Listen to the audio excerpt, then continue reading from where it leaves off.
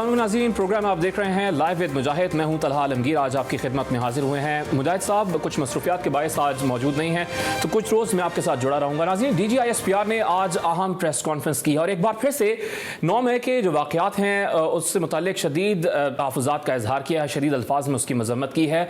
बारहा कहा है कि 9 मई के वाक़यात में मुलव्वस अनासर और मनसूबा साजों के खिलाफ सख्त कानूनी कार्रवाई की जाएगी, उनको इंसाफ के कटहरे में लाया जाएगा। DGISPR ने जब मिलिट्री कोर्ट से मुताल्लिक बात उनसे की गई तो उन्होंने जवाब दिया कि मिलिट्री कोर्ट्स में इस वक्त 102 ऐसे अनासर हैं जो कि 9 मई के वाक़यात में मुलव्वस थे, उनके खिलाफ ट्रायल किया जा रहा है। यानी 102 ऐसे लोग हैं, अफराद हैं जिनके खिलाफ फौजी अदालतों में इस वक्त कार्रवाई की जा रही है, केसेस अंडर ट्रायल हैं। इसके अलावा DGISPR से जब सवाल किया गया कि क्या कोई सिक्योरिटी लैब्स मौजूद थे, क्योंकि इतनी आसानी से GHQ रावलपिंडी में, मुख्तलिफ फौजी छावनीज़ में, जिना हाउस लाहौर हो, कोर कमांडर हाउस लाहौर हो, इतनी आसानी से शरपसंद अनासर दाखिल हो गए, दहशतगर्द दाखिल हो गए। तो इससे मुतालिक DGISPR ने मुफस्सिल प्रेस कॉन्फ्रेंस की और बताया कि खुद एहतसाबी का अमल ISPR की जानिब से जारी है, पाक फौज की जानिब से जारी है, और एक लेफ्टिनेंट जनरल समेत, एक मेजर जनरल समेत मुख्तलिफ फौजी अफसरान, मुतादिद अफसरान को पाक फौज से बर्खास्त कर दिया गया, यानी फारिग कर दिया गया। तो पाक फौज की खुद एहतसाबी का अमल भी जारी है, जो कि बेहतरीन अंदाज है खुद से एहतसाब का अमल शुरू करने का। इसके अलावा आज प्रोग्राम में हम बात करेंगे सियासी मंजरनामे पर भी बड़ी तब्दीलियां हो रही हैं। पहले लंदन कहा जाता था कि मुल्की सियासत का मरकज़ है, लेकिन अब बताया जा रहा है कि दुबई पाकिस्तानी सियासत का मरकज़ आने वाले चंद दिनों में भी रहेगा। इस वक्त भी है क्योंकि साबिक सदर मुमलिकत Asif Ali Zardari, chairman Peoples Party Bilawal Bhutto Zardari साहब और साबिक वज़ीर आज़म नवाज शरीफ और चीफ ऑर्गेनाइज़र मरियम नवाज भी इस वक्त दुबई में मौजूद हैं। और बताया जा रहा है कि दोनों के दरमियान मुलाकातें भी होंगी और एक नई सियासी जमात के दो अहम रहनुमा भी इस वक्त दुबई में मौजूद हैं। तो मुल्की सियासत के अहम लोग जो हैं वो इस वक्त दुबई में हैं। और क्या सीट एडजस्टमेंट होने जा रही है पंजाब में, इससे मुतालिक भी बातचीत की जा रही है। क्या जो इत्तेहाद बनने जा रहा है, कि नए इंतखाबात जो होंगे उससे मुतालिक भी बातचीत की जा रही है कि कौन सी सियासी जमातें इत्तेहाद कर सकती हैं, इससे मुतालिक भी बात करेंगे। और एक और अहम मामला, 11 रोज पहले इलेक्शन एक्ट में तरमीम की गई, सेनेट ने यह कानून पास किया और गुज़श्ता रोज कौमी असम्बली से हुकूमत ने बिल मंजूर करा लिया है। इलेक्शन एक्ट में, इलेक्शन एक्ट 2023 अब कौमी असम्बली से भी मंजूर हो गया है और सदर मुमलिकत मौजूद नहीं है, यानी सख्त के बाद ये बिल अब नाफिजुल अमल हो जाएगा, जिसके तहत 62(1)F जो कि कानून है कॉन्स्टिट्यूशन ऑफ पाकिस्तान का, जिसके तहत नाअहली की सजा जो कि ताहयात नाअहली थी वो बदल कर 5 साल हो गई है। यानी नवाज शरीफ जो कि साबिक वज़ीर आज़म पाकिस्तान के 3 बार के वज़ीर आज़म रह चुके हैं, और Jahangir Khan Tareen, one of the founding members of Pakistan Tehreek Insaf, उनके वापस इंतखाबी सियासत में हिस्सा लेने की राह अब हमवार हो गई। इससे भी आज हम प्रोग्राम में बात करेंगे। सबसे पहले DGISPR की अहम प्रेस कॉन्फ्रेंस, इसका हम जिक्र करेंगे। सीनियर सहाफ़ी तज़कियाकार वतीद हैदर साहब हमारे साथ जुड़ चुके हैं। वतीद साहब, बहुत शुक्रिया, आज अहम प्रेस कॉन्फ्रेंस थी और आप भी मौजूद थे इस प्रेस कॉन्फ्रेंस में। किस माहौल में आपने ये प्रेस कॉन्फ्रेंस देखी है और खासतौर पर मुफस्सिल अंदाज में क्लैरिटी पाक फौज की प्रेस कॉन्फ्रेंस में सामने आई है? जी बहुत शुक्रिया। बिस्मिल्लाहिर्रहमानिर्रहीम। बिल्कुल माहौल आपने देखा कि माहौल जो है वो बहुत वाज़ेह था, बहुत कैटेगोरिकल था और कैटेगोरिकल अंदाज में, दो टोक अंदाज में, बुलंद लब व लहजा था आज उनका। DGISPR मेजर जनरल अहमद शरीफ साहब बहुत हाई पिच और हाई टोन के साथ उन्होंने ये वाज़ेह किया कि 9 मई का जो सानिया है वो पाकिस्तान की तारीख में भुलाया नहीं जाएगा। और उन्होंने पहली मरतबा ये ऐलान किया कि इस वाक़े के तनाज़ुर में जो सिक्योरिटी लैप्सेस हुए हैं, जो मेजर जनरल्स की क़यादत में जो इंक्वायरी कमेटीज़ बनाई गई, उसके नतीजे में जो कंक्लूजन सामने आया, यानी इख्तितामिया नतीजा उसका निकला, उसके नतीजे में एक lieutenant general, serving lieutenant general, 3 major generals और 7 ब्रिगेडियर्स को नौकरी से बर्खास्त किया गया। तमाम उन्होंने ये वाज़ेह नहीं किया कि इन्हें महज वोट ऑफ थैंक्स के लेटर के साथ या कोर्ट मार्शल प्रोसीडिंग या महज इस इंक्वायरी के नतीजे में बर्खास्त किया गया, ये चीज़ें वाज़ेह नहीं की गई। और उसके साथ उन्होंने इनके नाम भी जो है वो जाहिर नहीं किए और इस हवाले से उनसे बार बार सवाल भी किए गए। ताहम उन्होंने इन ऑफिसर्स के नाम बताने से गुरेज किया, जिसका एक मुद्दा और मकसद ये हो सकता है कि इनकी इज्जत और तकरीम और उनको जो है उसका तहफ़्फ़ुज़ किया जा सके, ताकि इनके नाम अगर अफशा हो गए तो फिर जारी बात है उसके ऊपर एक नई सियासी डिबेट शुरू हो सकती है। तो इसलिए उनके नाम अफशा नहीं किए। ताहम उन्होंने बार बार ये कहा कि जो इसमें अनासर मुलव्वस हैं उनको आईने पाकिस्तान और कवानीन के तहत जो है वो सजा दी जाएगी और इस अमल को मंतकी अंजाम तक हर सूरत में पहुँचाया जाएगा। और उसके साथ साथ उन्होंने कहा कि फौज ने खुद एहतसाबी का जो मरला है, पहला मरला, उसको मुकम्मल कर लिया। और फिर उन्होंने ये भी कहा कि उन्होंने इस तासर को बिल्कुल बेबुनियाद करार दिया और लग़्व और बेबुनियाद करार दे दिया जब उनसे मुतअद्दिद सवालात किए गए कि ये तासर क्रिएट किया जा रहा है कि क्या ये वाक़यात 9 मई के खुद फौज ने प्लान किए। तो उन्होंने क्या फौज ये शर्मनाक तरीन इकदाम कर सकती है, अपने शोहदा की तकरीम को कंप्रोमाइज कर सकती है, इस किस्म के हमले कर सकती है। तो इस हवाले से जितने भी सवालात थे और जो एक तासर पाया जा रहा था, जो एक पार्टी के सरबराह की जानिब से जो प्रोपेगेंडा किया जा रहा था, उस हवाले से उन्होंने इसको यकसर मुस्तरद कर दिया। प्रॉपर क्लैरिटी के साथ एक प्रेस कॉन्फ्रेंस पाक फौज ने किया, लेकिन आपको नहीं लगता थोड़ी सी देर से नहीं आई ये प्रेस कॉन्फ्रेंस, थोड़ा जल्दी आ जाती तो मजीद क्लैरिटी हो जाती। खासतौर पर आज का दिन भी इंपॉर्टेंट था क्योंकि सुप्रीम कोर्ट में फौजी अदालतों के ट्रायल के खिलाफ जो है, सिविलियंस के ट्रायल के खिलाफ समाअत भी हो रही थी, एक बार फिर से बेंच टूट गया वहां पर। तो आज के दिन ये प्रेस कॉन्फ्रेंस होना कोई हिकमत समझते हैं इसमें, या कोई और वजूहत थी, या फिर ये जो खुद एहतसाबी का अमल जा रही थी पाक फौज में? जी देखिए, जो मिलिट्री का अपना एक प्रोसेस है, अगर आज प्रेस कॉन्फ्रेंस हुई तो इसका मकसद है कि वो उनकी तहकीकात मुकम्मल हुई होंगी और फिर तहकीकात मुकम्मल होने के बाद जो डॉक्यूमेंटेशन प्रोसेस है, जो कागजी कार्रवाई है, वो तमाम तर मुकम्मल कर ली गई फिर। और आपको बताए कि ये इंतहाई अहम इंक्वायरी थी जो मिलिट्री ने कॉन्डक्ट की और इसमें फिर आर्मी चीफ की अप्रूवल, मिलिट्री की जो टॉप कमांड है उसकी अप्रूवल, कोर कमांडरों के सामने तमाम तर चीजें रखी जाती हैं। तो ये इसको सुप्रीम कोर्ट की प्रोसीडिंग्स के साथ जोड़ना कतन मुनासिब नहीं है। सुप्रीम कोर्ट की अपनी एक समाअत और कार्रवाई चल रही है और इस हवाले से जब उनसे ये सवाल किया गया था फौजी अदालतों के हवाले से, तो उन्होंने कहा कि ये मामला सब जुड़े से। तो ये जो आपने ताखीर की बात की, ये बुनियादी तौर पर खुद उनकी अपनी तहकीकात, अपना इंटरनल प्रोसीजर वो जब मुकम्मल हुआ फिर ये फैसला किया जाता है कि कब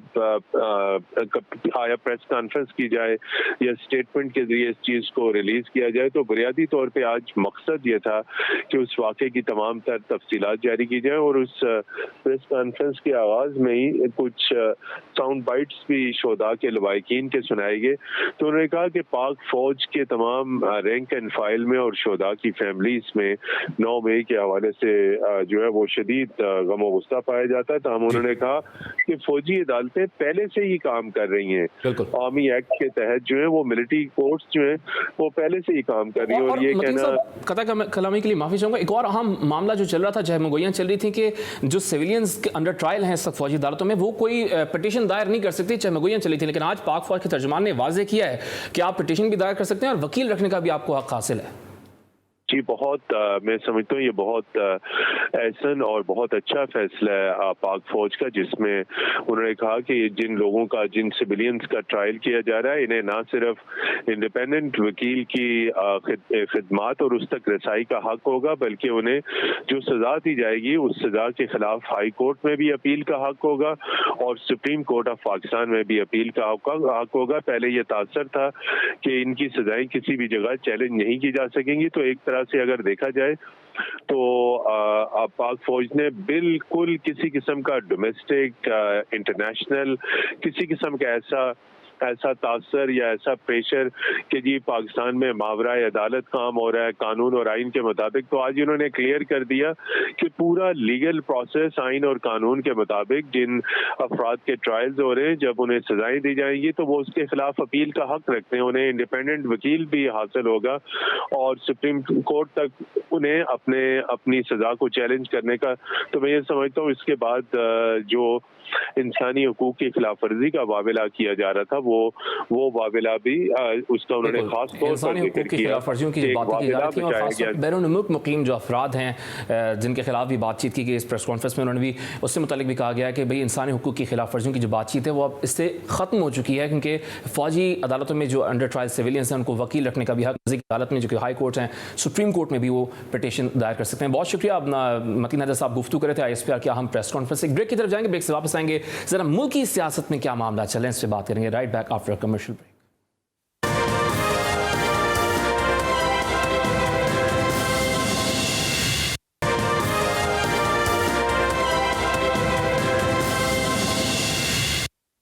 welcome back after commercial break. हम बात कर रहे हैं मुल्क की सियासत की, क्योंकि दुबई एक बार फिर से पाकिस्तान की सियासत का मरकज़ बन गया है। साबिक सदर आसिफ जरदारी हों, चेयरमैन पीपल्स पार्टी हों, बिलावल भुट्टो जरदारी, मरियम नवाज और साबिक वज़ीर आज़म नवाज शरीफ भी इस वक्त दुबई में मौजूद हैं, और नई सियासी जमात के दो अहम रहनुमा भी इस वक्त दुबई में मौजूद हैं। क्या सियासी गठजोड़ होने वाला है? क्या सिर्फ गुफ्तगू आने वाली निगरान हुकूमत पर होने वाली है, जो कि वफाकी हुकूमत की जगह पर आएगी, या फिर अगले आने वाले इंतखाबात में भी गठजोड़ की बातें की जा रही हैं, सीट एडजस्टमेंट की बातें की जा रही हैं? इस पर बात करेंगे।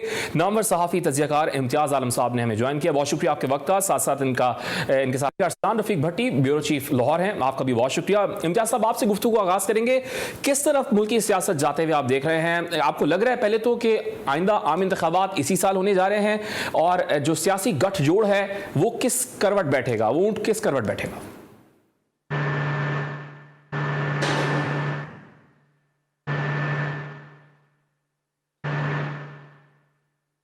इम्तियाज साहब, सुन सकते हैं आप हमें?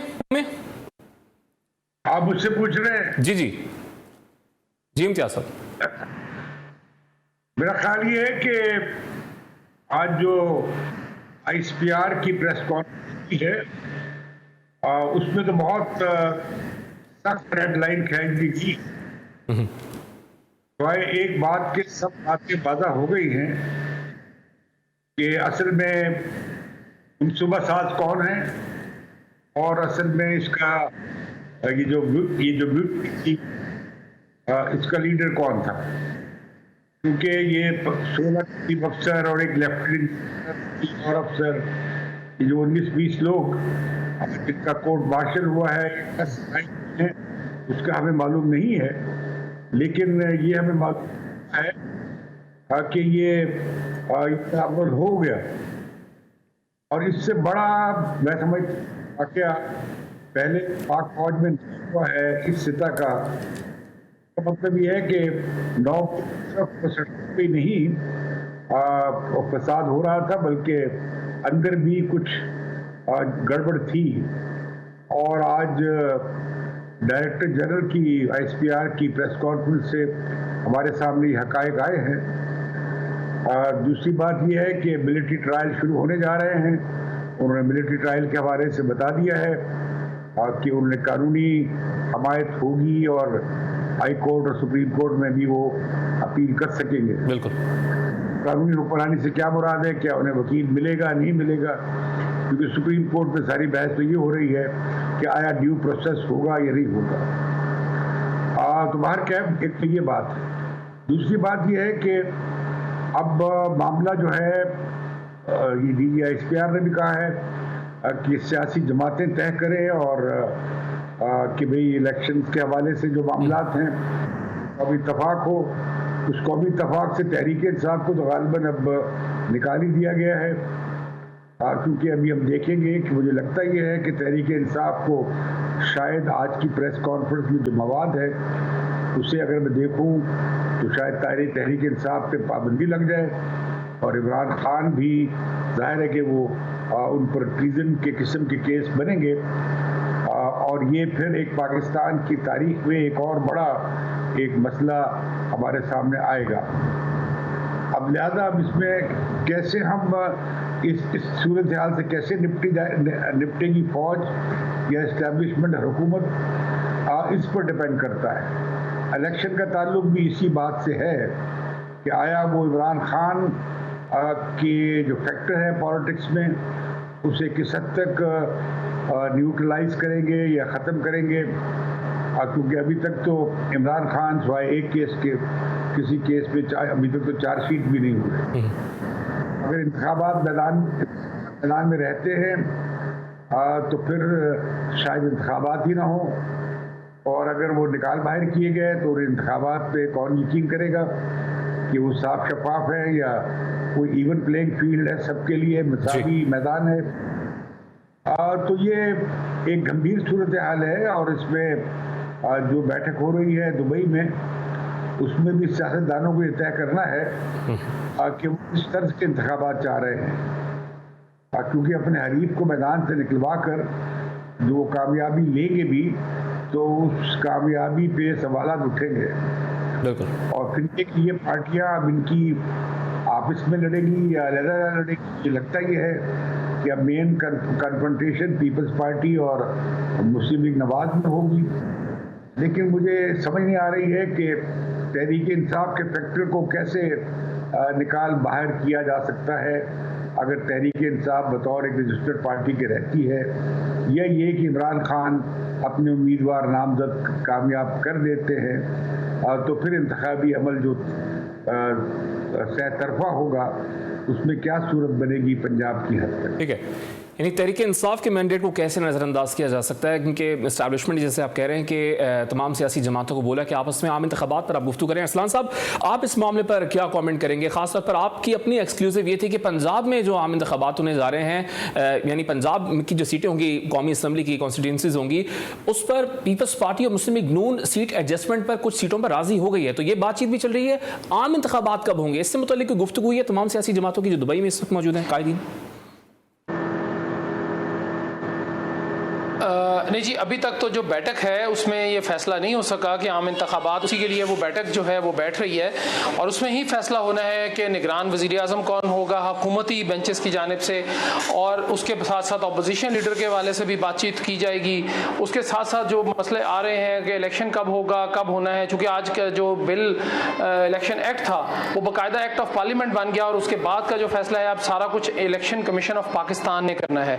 उस हवाले से जाहिर है कि इलेक्शन कमीशन ऑफ पाकिस्तान अब पूरी तरह एम्पावर हो गया है वो इलेक्शन कब कराता है। लेकिन जो सीट एडजस्टमेंट की बात आपने की है उसमें यह है कि यह बात तय हो गई है कि पाकिस्तान में खासकर पाकिस्तान पीपल्स पार्टी और पाकिस्तान मुस्लिम लीग नून जो है आइंदा इंतखाबात में जो बड़े लोग होंगे, मसलन जिस तरह गिलानी है मुल्तान से, मखदूम अहमद महमूद हैं रहीम यार खान से, राजा परवेज अशरफ हैं गोजरा से, पिंडी के पास से कमर जमान कायरा हैं, अब लाला मूसा से नदीम अफजल चंद हैं, इसी तरह और जो दीगर जितने भी लोग खड़े होंगे, फैसलाबाद डिवीजन है, लाहौर डिवीजन है, जहां जहां पे इनके लोग खड़े होंगे, जो मेन ए लाइन लीडरशिप है, उनके मुकाबले में पाकिस्तान मुस्लिम लीग नून जो है अपना उम्मीदवार खड़ा नहीं करेगी। ये बात बहरहाल हतमी तौर पर कही जा सकती है। रही बात कि अगर उस हल्के में दोनों उम्मीदवार तगड़े हुए, पाकिस्तान पीपल्स पार्टी का भी ये कहना है कि जी उनका उम्मीदवार तगड़ा है और पाकिस्तान मुस्लिम लीग नून का भी, तो उस हल्के को फिलहाल जो है ये फैसला हुआ है कि उसको ओपन छोड़ दिया जाए। जो ही इंतखाबात का ऐलान होगा या मुतवक्का तारीख आएगी तो हम उस दौरान बैठकर इस पर दोबारा बात कर ली जाएगी। पार्लिमानी बोर्ड के जो अरकान होंगे और खासकर जो कमेटियां बनेगी दोनों जानिब से, दोनों मुस्लिम लीग नून और पाकिस्तान पीपल्स पार्टी की जानिब से, तो वो आपस में तय करेंगी। अब मामला आ गया कि जी क्या वो पाकिस्तान मुस्लिम लीग नून जो है अपनी सीटें, कितनी सीटें छोड़ने को तैयार, तो इसमें तकरीबन कोई 15 से 20 सीटों के दरमियान जो है वो बातचीत चल रही है। 10 से 12 सीटें यानी 1 दर्जन सीट्स तो कम से कम पंजाब में पाकिस्तान मुस्लिम लीग नून को कौमी असेंबली की छोड़ना पड़ेंगी। इसी तरह नीचे जब जी अरसलान साहब से हम रब्ता जब से बहाल होता है, जो बता रहे हैं कि 15 से 20 ऐसी कौमी असम्बली की नशस्तें हैं जिस पर इत्तेहाद हो सकता है कि सीट एडजस्टमेंट का मामला है और पाकिस्तान मुस्लिम लीग नून ये तमाम 20 सीटें छोड़ने के लिए तैयार है। तो इम्तियाज़ साहब, पाकिस्तान मुस्लिम लीग नून अगर पीपल्स पार्टी को पंजाब से 20 सीटें देने के लिए तैयार है तो नेशनल असम्बली तो बहुत स्ट्रॉन्ग हो जाएगी पाकिस्तान पीपल्स पार्टी। और ये भी खबरें आ रही हैं कि दोनों जो हुकूमती बड़ी सियासी जमातें हैं, पीपल्स पार्टी हो या मुस्लिम लीग नून हो, वो कहीं ना कहीं नाराज हैं इस्तेहकाम पाकिस्तान की सियासी जमात जब से आई है सामने मंजर पर, क्योंकि वोट बैंक तो वहां भी टूटेगा। अक्सर ऐसे तहरीक इंसाफ के रहनुमा जो मुनहरिफ हुए और इस्तेहकाम पाकिस्तान पार्टी को उन्होंने ज्वाइन किया, ताल्लुक उनका सूबा पंजाब से है, तो वहां पर वोट बैंक टूटेगा, पीपल्स पार्टी और मजबूत हो जाएगी नून लीग के मुकाबले में। देखिए, भट्टी साहब बड़े जबरदस्त रिपोर्टर हैं और इनके पास इतलात होंगी। मेरा असेसमेंट और है, मेरा नहीं ख्याल कि पीपल्स पार्टी में और मुस्लिम लीग नवाज में कोई इत्तफाक हो जाएगा सीट एडजस्टमेंट पे। मेरा ख्याल है कि पीपल्स पार्टी और मुस्लिम लीग का ये इत्तेहाद अगले 20-25 दिन तक या महीने तक है और ये टूट जाएगा और ये आपस में एक दूसरे के खिलाफ खड़े होंगे। पीपल्स पार्टी अगर पीटीआई मैदान से निकलती है तो पीटीआई में और पीपल्स पार्टी में और पीटीआई में कॉमन ग्राउंड है, वो है नवाज शरीफ दुश्मनी या शरीफ दुश्मनी या नवाज लीग दुश्मनी। 2011 में जब तहरीक इंसाफ को लॉन्च किया गया था और वो लॉन्च करने वाले भी साजिश में शामिल थे, जो 9 मई को हुई है, उसकी लंबी तारीख है। तो मुझे लगता ये है कि पीटीआई के वर्कर्स और पीपल्स पार्टी के वर्कर्स मुस्लिम लीग के खिलाफ बहस बना सकते हैं। तो पीपल्स पार्टी ये ये काफ़ी देखती है इसमें प्रॉस्पेक्ट, बजाय इसके कि वो नून लीग के खिलाफ नून लीग के साथ कोई इस तरह की एडजस्टमेंट करे। और दूसरी तरफ मुझे ये नज़र नहीं आता है कि नवाज लीग जो है उसके लिए पंजाब को खुला छोड़ दिया जाएगा। ये ज़ियाउल हक का ज़माना नहीं है, और ना ही बाद में जिस तरह पंजाब से पीपल्स पार्टी को निकाला गया। ये एक हाइब्रिड निज़ाम खत्म किया है जो तराशा खुद बड़ी सरकार ने था। अब नए हाइब्रिड निज़ाम की तैयारी है, बनाया जा रहा है। अब उसमें ये बैठे वहाँ पे क्या बातें कर रहे हैं, मैं समझता हूँ कि ये उतने सॉवरन या इतने ताकतवर नहीं है। इसका फैसला भी जो इमरान खान को मैदान से में लाए थे और निकाल रहे हैं, अब वही करेंगे। तो ये एक हाइब्रिड निज़ाम खत्म हुआ, दूसरा हाइब्रिड निज़ाम की तैयारी है। बाकी वोट कब पड़ेंगे, आवाम को दे देंगे एक ख़ास तरह का मैदान जिसके नताइज पहले से तयशुदा होंगे। मुझे तो पाकिस्तान में जमहूरियत का मुस्तकबिल जब इमरान खान की गवर्नमेंट आई थी तब भी उस वक्त रोशन नहीं था, उस वक्त भी बड़ा तारीख था। तो अब मुझे इसमें कोई जमहूरियत के हवाले से आइंदा कोई रोशनी नज़र नहीं आ रही। ठीक है, अब ये मुल्क कैसे चलेगा, कैसे चलाया जाएगा, वो जाने जो इस मुल्क को चलाते हैं। ठीक है, बहुत शुक्रिया। एक नए हाइब्रिड निज़ाम की तैयारी है। इम्तियाज़ आलम साहब सीनियर सहाफ़ी हैं, तज़कियाकार हैं, बहुत शुक्रिया प्रोग्राम में वक्त देने के लिए। एक ब्रेक की तरफ जाएंगे, ब्रेक से वापस आकर मजीद गुफ्तगू को आगे बढ़ाएंगे, क्योंकि इलेक्शन एक्ट में जो तरमीम की गई है उसके तहत 62(1)(f) है जो आइन का आर्टिकल कॉन्स्टिट्यूशन पाकिस्तान का, उसके तहत जो नाअहली की सज़ा है वो 5 साल कर दी गई है। नवाज शरीफ जहांगीर तरीन की सियासत में एंट्री यानी इंतखाबी सियासत में एंट्री की राह मजीद हमवार हो गई है। ब्रेक से वापस आकर गुफ्तगू आगे बढ़ाएंगे।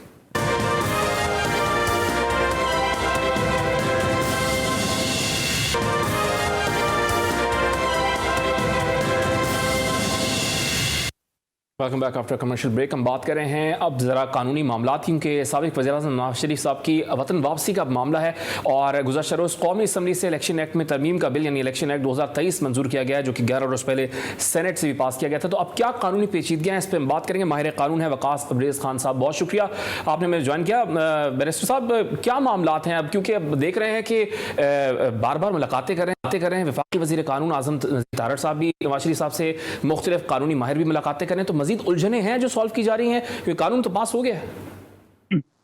देखें, जो 62(1)(f) था या थ्रेशोल्ड है जो कि मजलिस-ए-शुरा मेंबर की क्वालिफिकेशन डिसक्वालिफिकेशन को न्यूमेरिक इनंशिएट करता है, वहाँ पे भी कोई भी लाइफ टाइम डिसक्वालिफिकेशन के हवाले से प्रोविजन मौजूद नहीं थी या कोई क्रिस्टल क्लियर कानून मौजूद नहीं था। तो अल्टीमेटली आइन के अंदर तो किसी किस्म के अमेंडमेंट नहीं कर सकते थे, जो कि उसके लिए 2/3 मेजॉरिटी रिक्वायर है, 7 अक्सरियत के साथ की नहीं जा सकती। So they have the better route and the better grade कि जिस तरीके से वो एक बेहतर लेजिस्लेशन कर सकते थे, और उन्होंने इलेक्शन एक्ट 2017 के अंदर ये कर ली और उसमें जो नाअहली की मुद्दत का तयन कर दिया गया जो कि 5 साल है। इस पे चीफ जस्टिस ऑफ पाकिस्तान के भी डिफरेंट केसेस में डिफरेंट रिमार्क्स भी मौजूद हैं, जिसमें ये कहा गया है कि डाइकोनियल टाइप का कानून है कि किसी भी आप पॉलिटिकल क्वार्टर से किसी भी पॉलिटिकल लीडर को उठाकर लाइफ टाइम बैन कर दे अगर he is not supposed to be righteous GSR Sadiq अमीन।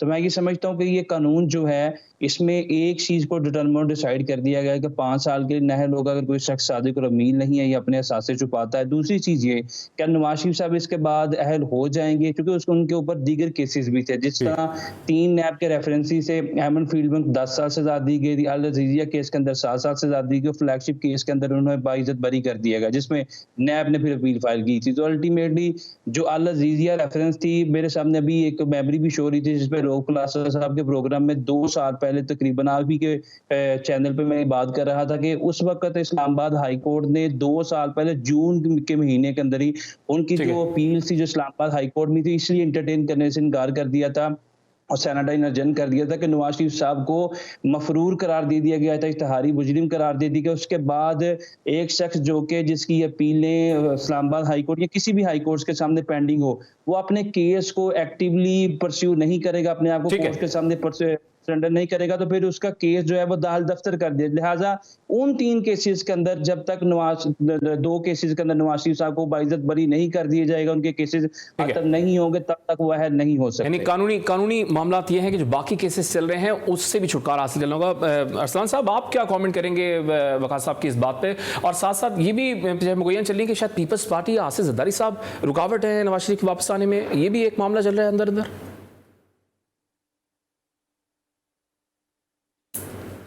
नहीं, कतई नहीं। चूंकि देखिए जहांगीर तरीन हो गए या मियां मोहम्मद नवाज शरीफ हो गए और उनके समेत दीगर जो रहनुमा हैं जिनके ऊपर ये कदगन लगी कि जी वो 5 साल के लिए या ताहयात नाअहल हैं और वो सियासत में हिस्सा नहीं ले सकते, वो तमाम इस उम्मीद पर हैं कि जो ही केसेस खत्म होंगे वो फौरी वतन वापस आएंगे और आखिर इंतखाबात का, चूंकि मैं आपको ये बात बता दूं कि इंतखाबात की तारीख का ऐलान तभी होगा जब ये मियां मोहम्मद नवाज शरीफ की नाअहली जो है ये खत्म होगी। उससे पहले तो ना तो इंतखाबात का ऐलान मुतवक्के है, चूंकि ये जो बैठक दुबई में हो रही है और लंदन में माजी में होती रही, वो इन्हीं बातों पर होती रही कि मियां नवाज शरीफ की जो अहलियत है उसको किस तरह दोबारा किया जा सकता है, उनकी नाअहली को किस तरह खत्म किया जा सकता है। और मियां नवाज शरीफ अगर आते हैं इन हालात में तो वो तो एयरपोर्ट से आते ही उनकी गिरफ्तारी अमल में आ जाएगी, क्योंकि वो तो उसमें मुल्जिम है और उनको अदालत का सामना करना पड़ेगा। अगर जमानत देनी है, अदालत ने अपना काम करना है, तो जब तक अदालत उन्हें बाइज्जत बरी नहीं कर देती, इनकी नाअहलियत खत्म नहीं कर देती, मियां नवाज शरीफ कभी भी पाकिस्तान वापस नहीं आएंगे, ये बात तय है। और यही पाकिस्तान मुस्लिम लीग नवाज चाहती है, यही मियां नवाज शरीफ चाहती है और यही पाकिस्तान पीपल्स पार्टी समेत दीगर पीडीएम की जमातें चाहती हैं कि तमाम लोगों को लेवल प्लेइंग फील्ड मिले। और वो उसी सूरत में मुमकिन है कि जब इनके केसेस, चूंकि इस्तेकाम पाकिस्तान के जो सरबराह हैं जहांगीर तरीन, उनके ऊपर भी कदगन है, वो इंतखाबात में हिस्सा नहीं ले सकते। वो अगर इतनी बड़ी पार्टी बना रहे हैं, 100-125 इलेक्टेबल्स उन्होंने इकट्ठे किए हैं, जैसे भी इकट्ठे किए हैं, तो मामला ये है कि अगर वो नहीं कर सकते तो उनको क्या फायदा इतनी बड़ी पार्टी बनाने का, लेवल प्लेइंग फील्ड, बड़ा शो बनाने का। माफी चाहूंगा, लेवल प्लेइंग फील्ड की जो बात करें ना, लेवल प्लेइंग फील्ड की जो आप बात करें, तो आप नून लीग ये कहना चाह रही है, इशारे कर रही है कि लेवल प्लेइंग फील्ड तब होगी जब नवाज शरीफ साहब अहल होकर वापस आएंगे और तहरीक इंसाफ के चेयरमैन जो हैं वो नाअहल होंगे, तो वो तो ये प्लेटफॉर्म मांग रहे हैं। अरसलान साहब नहीं, तहरीक इंसाफ का तो देखिए जी, उसमें पाकिस्तान मुस्लिम लीग नून समेत दीगर जो सियासी जमातें हैं उसके अंदर तमाम लोगों ने ये फैसला किया है कि जी जो फैसला होगा, आर्मी मिलिट्री कोर्ट्स जो हैं और दीगर जो इदारे हैं, कानून अपना रास्ता ले, उसके अंदर वो नहीं बोल रहे। लेकिन उनका ये जरूर है, बार बार अपील ये जरूर कर रहे हैं चीफ जस्टिस ऑफ पाकिस्तान से कि जिन लोगों ने 9 मई का सानिया प्लान किया, जो उनके फैसिलिटेटर थे, जो उनके बीच में शामिल थे, उन तमाम को सजाएं मिलनी चाहिए। कोशिश यही है, जो आप ठीक फरमा रहे हैं, लेकिन मेरी इतलात ऐसी नहीं है कि, लेकिन ये जरूर होगा कि उनकी कोशिश ये जरूर है, तमाम सियासी जमातें, खासकर पीडीएम की और दीगर जो सियासी जमातें हैं मुल्क में, कि जो लोग भी 9 मई के साने में मुलविस थे, उनको सजा जो है वो कम से कम इंतखाबात से कबल मिल जाए, ताकि लोग उनका असल चेहरा देख सके और वो भी सजा याफ्ता कहलाएं। लेकिन जो बात आपने की है मुस्लिम लीग नवाज के हवाले से कि उनकी कोई चपकलश है, या देखें जहाँ पे एक घर के अंदर अगर 2 भाई भी रह रहे हो सके, तो उनमें भी थोड़े से बर्तनों के खनकने की आवाज आती है, चूड़ियां खनकने नहीं, बर्तन खड़कने की आवाज आप कह लें इनको पंजाबी में।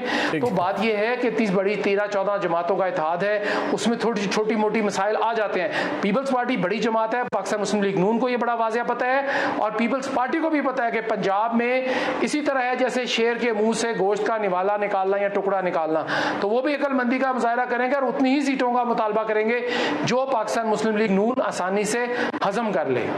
ठीक है, अच्छा क्योंकि वक्त बहुत कम है, वकास साहब एक कमेंट आपसे लेना चाहूँगा, जो कि भट्टी साहब भी कह रहे हैं कि अगर नवाज शरीफ साहब आते हैं तो एयरपोर्ट से ही गिरफ्तारी अमल में लाई जाएगी, क्योंकि आपको याद होगा कि 50 रुपये के हाथ से लिखे हुए स्टैम्प पेपर पर शहबाज शरीफ साहब, जो कि उस वक्त उनके ऊपर अंडर ट्रायल केसेस भी चल रहे थे, FIA में फर्द जुर्म की कार्रवाई होने वाली थी, उन्होंने वो दस्तखत किए थे और अंडरटेकिंग दी थी कि भी वापस आएंगे नवाज शरीफ साहब।